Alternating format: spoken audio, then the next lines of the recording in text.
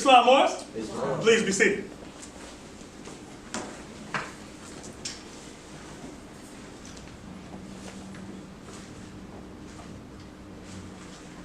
Arise, giving all praises to Allah, the Father of the universe, cherisher and sustainer of all the boundless universes. I extend the highest of honors to his holy and divine prophet, Prophet Noble Drew Ali, the founder of the Moorish Science Temple of America. Islam? Islam. We extend further honors to his forerunner, the Honorable Marcus Mosiah Garvey, founder of the Universal Negro Improvement Association, who did indeed warn and stir up the nations. Islam? Islam. We extend high honors as well to the Moorish flag, the red flag with the green 5-pointed star in the center.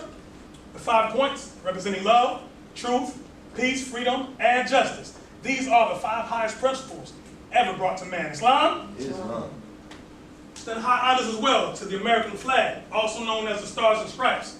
This flag exists as a constant reminder to the European owes you the Moors with compound interest. This is also the flag of our birth. Islam? Islam. Extending high honors to the noble Sheik staff, the noble Vanguard staff who keep the peace, and giving honors to you, the Eels and Babes, for without you, there is no Moorish movement. Islam? Islam. How's everyone in the holy night? Islam. Praise Allah, praise Allah. Moors, you know, our prophet teaches us, he says that he instructs that we must honor our forefathers and our foremothers, that our days that be longer upon the earth, the earth land, as great God Allah has given us. Islam. Right now, in the month of August, we're in the dispensation of time of the birthday, or the birthright, or the solar return, however you want to phrase it, of our forerunner, the Honorable Marcus Mosiah Garvey. Islam? Islam. I would challenge anyone that it is impossible to understand the platform of Prophet Noble Drew Ali if you have not studied the Honorable Marcus Mosiah Garvey. Islam? Islam. In our Holy Quran, the Moorish Science Temple of America, it tells us that, you know, it instructs us, it guides us to the fact that, you know, in those ancient times, there was a forerunner that came before the anointed Messiah. That anointed Messiah being Jesus or Yeshua or Yahushua, or many of his different names that he is known by. But there was a forerunner that opened the way for him, and his name was John the Baptist. That's right. If you study John the Baptist, you'll find out that John the Baptist went forth and converted all of Jerusalem and Judea to the point of running away idol concepts, idol gods, Roman gods, the worship of all things European, because we suffered from that in that day as well. That's right. This is not a new problem. Islam, the things that we're going through now, we think this is, you know, something relative to about 300 years ago. This has been going on for a couple thousand years. That's right. Islam. So there came a forerunner in that day, and that forerunner, his duty was to warn, teach, and stir up the nation, right? Whip the people up in a holy zeal to prepare the way, to actually open the way for that one that was to come. That's right. Right? And when that one to come did come, right, at the Jordan where John the Baptist, you know, baptized, because first of all, his name wasn't John the Baptist, it was Yochanan HaMikhwa, right? And the word Mikhwa means immersion. It doesn't mean to baptize, right? Wow. Let's turn here, and I'll put it in English.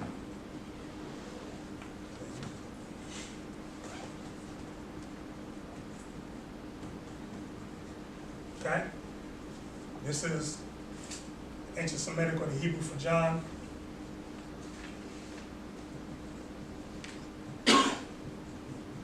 Immerser, actually. But they say Baptist. Islam, Morris? Islam. All right? So he did his duty. He did his job, right? And he paid the cost, right? See, we teach that the 5 highest principles known to man are love, truth, peace, freedom, and justice. We often blaze through them without reflecting on each principle. But there's one in there called freedom, you know. And the price of freedom is death. Islam? Islam. But death is no enemy to man. That's right. And while Allah lives, man cannot die. Islam. And the price that John the Baptist paid was having his head removed. Right? But he paid that price so the one that came after him could do his work. Islam? Islam. Most Honorable Marcus Mosiah Garvey, above and beyond the call of duty, did his job. Islam? The numbers that he was able to raise, you know, as members of the UNIA, the Universal Negro Improvement Association, have not been topped to this day. Islam, Morris? All right?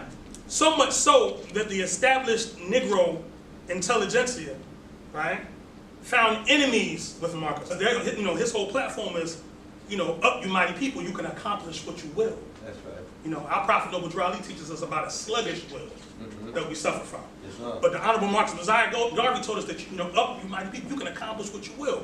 If you direct your will in the right direction, you can accomplish anything. Yes, sir. He told you if the European has a president, so should you. If he has a military, so should you. If he has ships, so should you. That's if he has airplanes and land and so on and so forth, banks, so should you. Yes, sir. No different. Islam? And when you look at what Marcus Garvey was able to do, clearly Prophet Noble Drew Ali's job was a little easier, because by the time the Prophet really demonstrated, because he had been on the scene since 1913. That's right. But after the point when Marcus Garvey got deported, or incarcerated, then deported, right? By that time, these ones were looking for the next one next to come, Right. all right? People will say, well, in the Holy Quran of the Mosiah of America, the Moors call Marcus Garvey John the Baptist. But what did Marcus Garvey feel about that? Well, here's a quote from Marcus Garvey. Marcus Garvey once said about himself, if the enemy could only know that Marcus Garvey is but a John the Baptist in the wilderness, that a greater and more dangerous Marcus Garvey is yet to appear.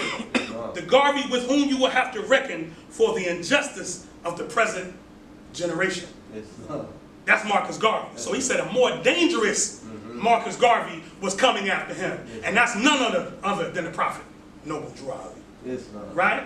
Because one thing the Forerunner did in his whipping up the Holy Zeal and reminding you who you were, he taught you about nationalism. That's right. Right? But it wasn't his duty to give you the nationality. Islam. He gave you a banner to remind you that you were supposed to have a flag, but it wasn't his obligation to return the flag. Islam? He taught you all these things that nations were supposed to have, right? And some of these things he demonstrated, but it was up to Noble Drew Ali, like the alley-oop in basketball. He threw it up, the Prophet just, slammed that thing, right? That's right. Tomorrow is the Marcus Garvey Festival. I don't know if the brother chairman went through this already, but we prepared an article that the Moors will be passing out, informing the people about Marcus Garvey. This is the article that will be in the Moorish Americans' hands tomorrow. Islam Moors? Islam. So we're going to go through this. It says, the Moorish Science Temple of America is bound by law and custom to honor the life, legacy, and mission of the Honorable Marcus Mosiah Garvey. The Honorable Marcus Garvey is hailed by the Moorish Americans to be the harbinger, the forerunner of the Prophet, Noble Drew Ali, the founder of the Moorish Science Temple of America. He is likened to John the Baptist of the Bible, who was the herald and opened the way for the anointed Messiah to come after him. The Honorable Marcus Mosiah Garvey opened the way for the Prophet, Noble Drew Ali. In the Holy Quran of the Moorish Science Temple of America, we find the following verse.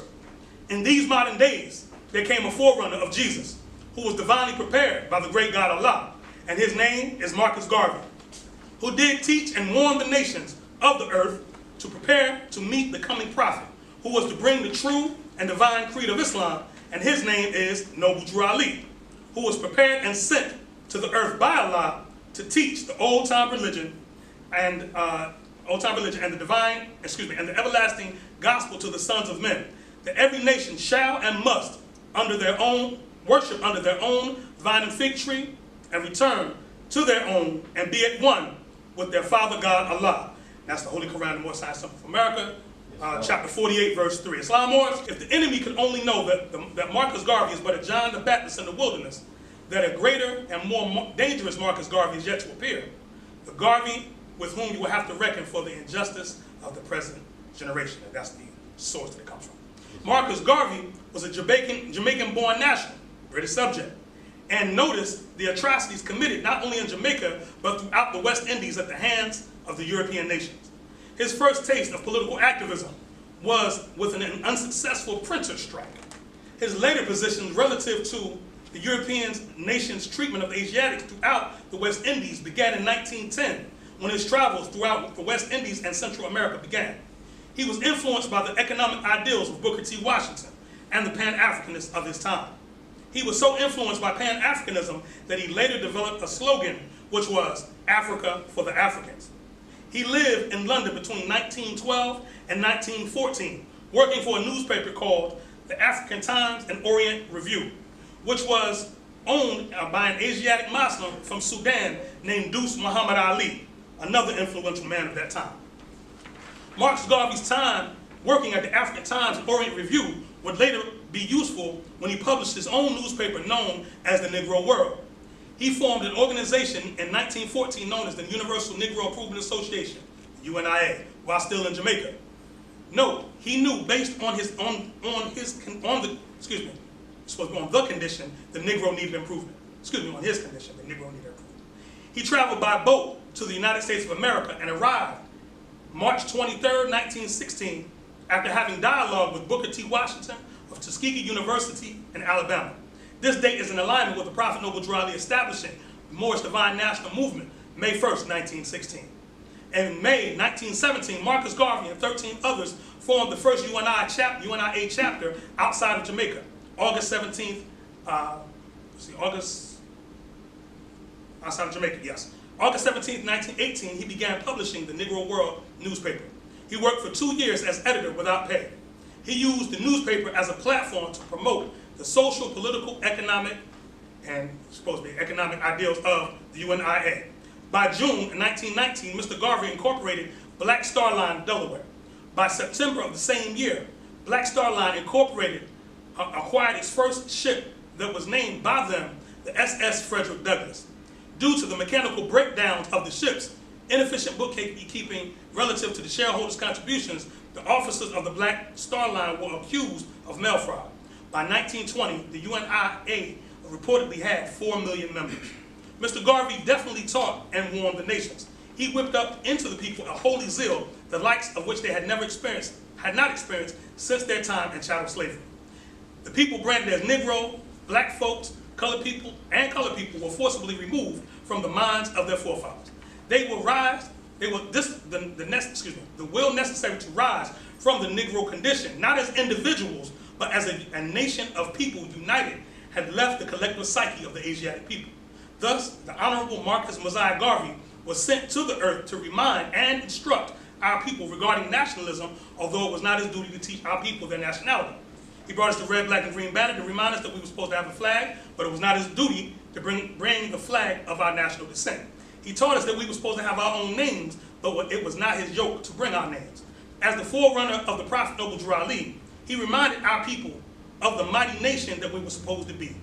One of his sayings was, "Up, you mighty people, you can accomplish what you will." He opened up the way so Prophet Noble Drew Ali could return our nationality, which is Moorish American. He reminded us that we were supposed to have a flag, and Prophet Noble Drew Ali brought the Moorish flag, the red flag with the green 5-pointed star in the center, the flag of the Moorish ancient fathers and mothers. The legacy of the Honorable Marcus Mosiah Garvey is a mighty one, but one will miss the relevance of it if they don't study Mr. Garvey's mission with that of the Prophet Noble Drew Ali. The UNIA and the Moorish Science Temple of America are the same movement, dedicated to the purpose of uplifting fallen humanity and to teach those things necessary to make us better citizens. Study with depth the teachings of the mighty harbinger, Marcus Garvey. Only then will you be able to receive the lessons of divine creed and nationality from the one whom he came to open the way for, the Prophet Noble Drew Ali. All hail the Honorable Marcus Mosiah Garvey. Islam, Moors? Islam. It says revere the date of August 17th, the date of the birth of Marcus Garvey. Islam? Islam. So we authored this in a sense of connecting the movements, because as these movements are taught, during the Black History Months and so on and so forth, they fragment them and they teach one without the other. So even if our children have heard of the Honorable Marcus Mosiah Garvey, they won't hear of Prophet Noble Drew Ali. That's right. So they won't see what he did all his labors for. Mm-hmm. Islam, Moors? Islam. I'd like to draw next from Moorish literature, Divine Warning from the Nations.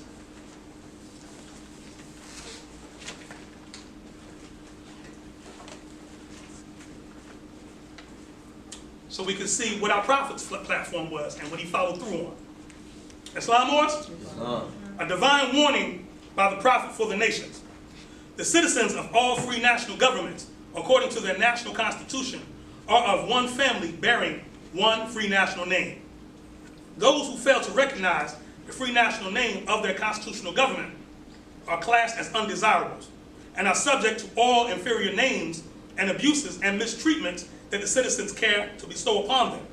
And it is a sin for any group of people to violate the national constitutional laws of a free national government and cling to the names and the principles that delude to slavery.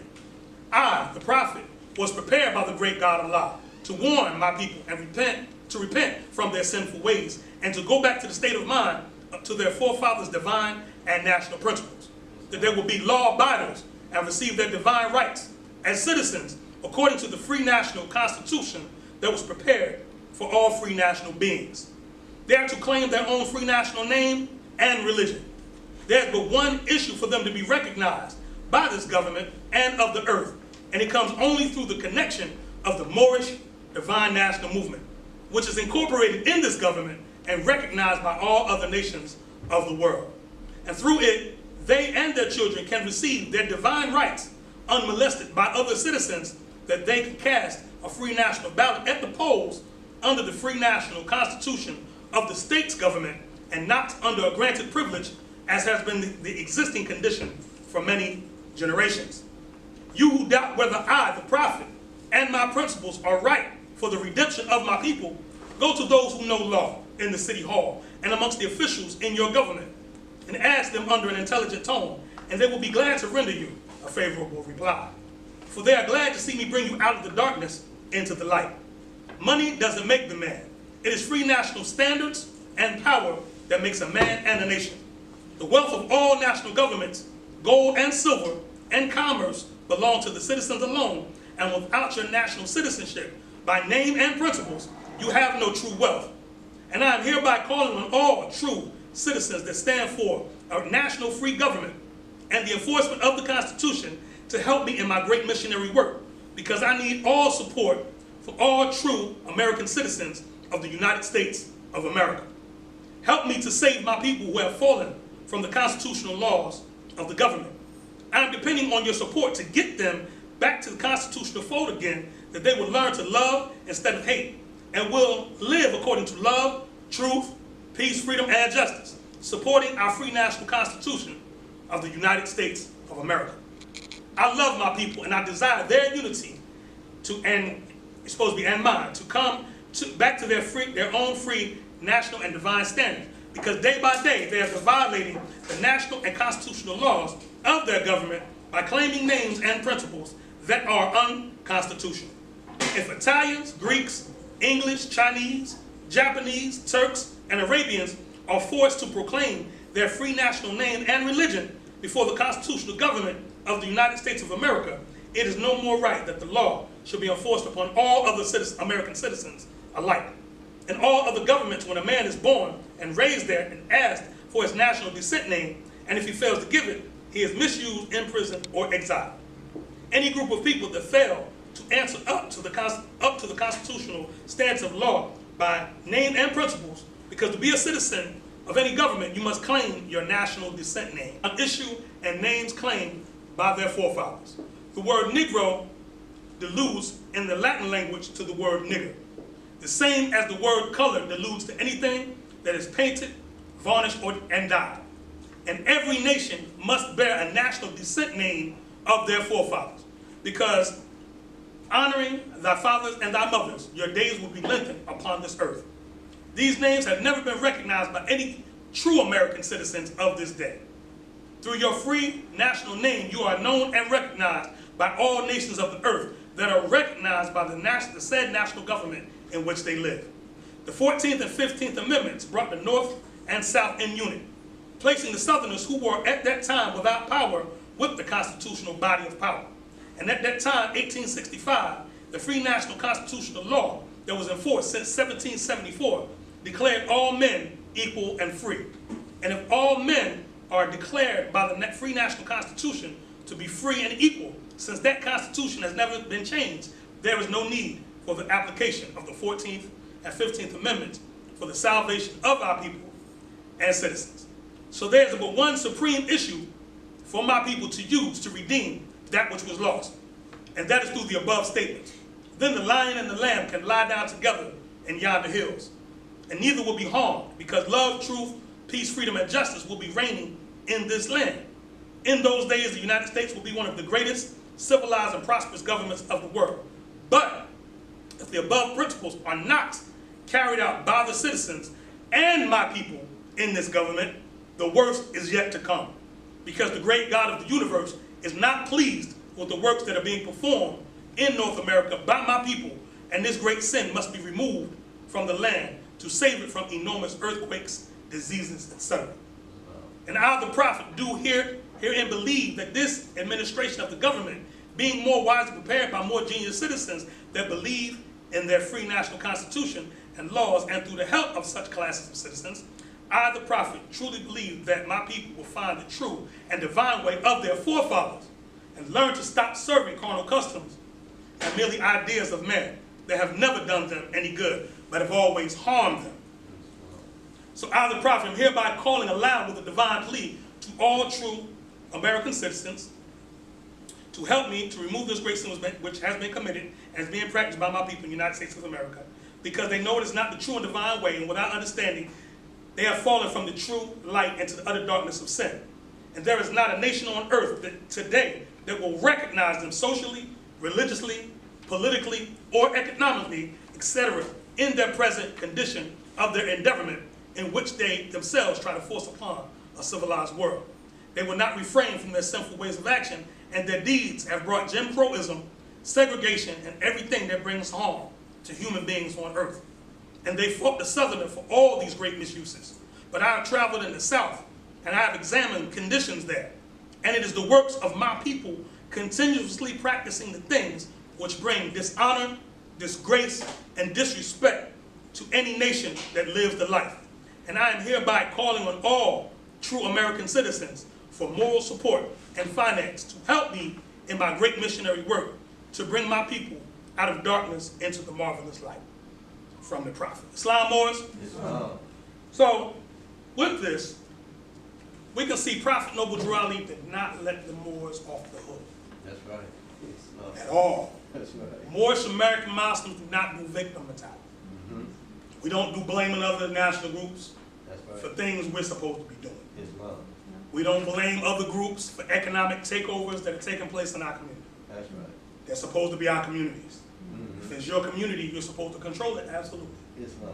Right? That's right. And you're supposed to raise and teach these babies from birth the principle of supporting one another. That's right. See, if you take one of the first lessons that you learn in Moorish Science of America, which is to learn to love instead of hate, that's right. Right? You'll take that and do that in all your areas of endeavorment. Islam. Right? In order for you to honor your forefathers, you must see what they control. The Moorish ancient fathers and mothers were the masters of all they surveyed. Come on, that's right. Anywhere they stepped foot, they were the masters and the recognized masters of that's such. Right. That's right. Islam? Islam. You don't believe me? Take the Fez headdress, this headdress here, put it on, and go anywhere. That's right. Amongst the international community. Islam. Yes, your people may ridicule because they don't know. It's out of ignorance. That's right. Right? But go amongst the Indians and see if you aren't honored. That's right. Go amongst the Chinese and see if you aren't honored. Islam. Go amongst the Vietnamese, you know, all the different groups. Brothers from Central and South America, you might get bows, doors open. That's right. Special conversation they won't give other people. Right. Because you've distinguished yourself. Right? Prophet teaches us this movement is a holy and divine movement. Islam. Being a holy and divine movement, the word holy means that which is set apart. It's not the same as everything else. That's right. Islam, Islam. There's special laws and instructions that govern a holy people. Islam, the Prophet tells us, he gives us instructions, he says, according to all true and divine records, there is no Negro, black, or colored race attached to the human family. That's right. Islam? Islam. But what are the true and divine records of the human race? Islam?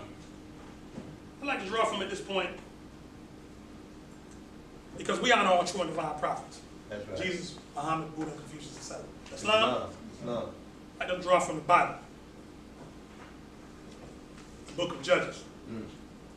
Not going to burden the Moors, I'm going to draw 8 verses. Islam? Islam. I'll be drawing from George M. Lamson's translation from the Aramaic. Islam. So it might read slightly different than your King James.